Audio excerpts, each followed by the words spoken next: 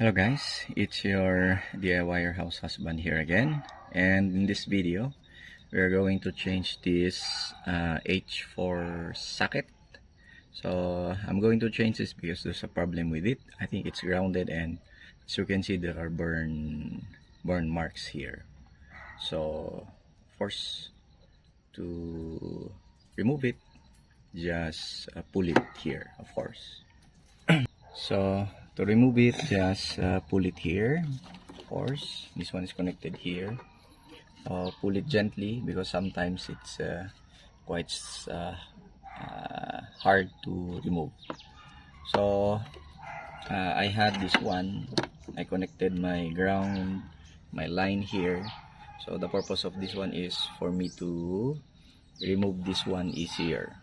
So yours might be different, it's tape or I don't know the connection, but let's just remove this. Okay, and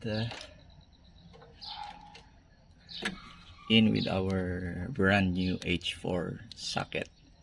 So basically this one is the ground, this is the ground, this is the low beam, and this is the high beam. So before installing it with the bulb, you need to check first, but I'll connect it. Connecting it here makes my life easier because as you can see there are three. So this is my ground. I just follow this one. So if I follow this one, this is the left, center, and then the right in your view. Okay, so I'll just connect it here.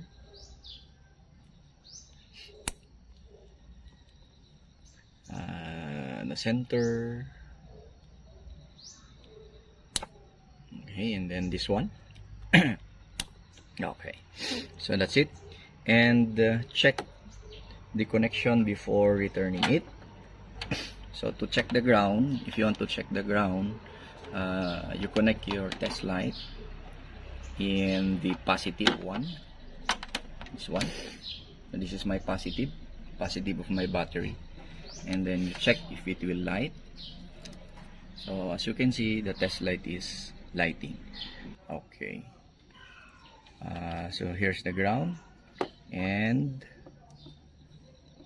maybe let's check if it is the low beam and the high beam is working. Okay, so ask someone to turn on the light. So let me just turn on the low beam. Okay, so to check the low beam, if the center is really the low beam, just connect your test light to the negative of your battery and check the port. So this is the ground, so it should not light. As you can see, my test light is not lighting.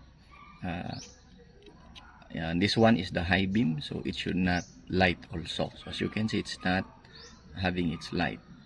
So if you connect it here, it's having its light.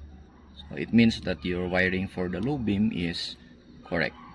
Okay, and then turn the light to high beam to check if this is your high beam, or you might interchange it with this one. No.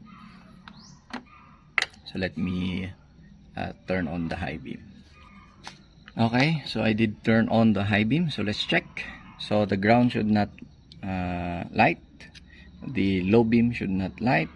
It's only the high beam. So as you can see, the high beam is the test light is lighting on the high beam. So we are sure that this is now our low beam, our high beam, and our ground.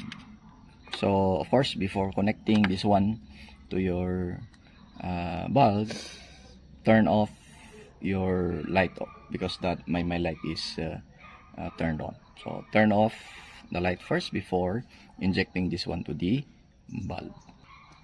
So I did turn off the, we call that, the light. So it's time for me to put the socket one. So of course the shape is just the same. Just put it there, as you can see there. So just follow the shape of the bulb, the orientation. So the middle is here. So put your middle there. Okay. And then let's check the bulb if it's working or not. I'm gonna turn it.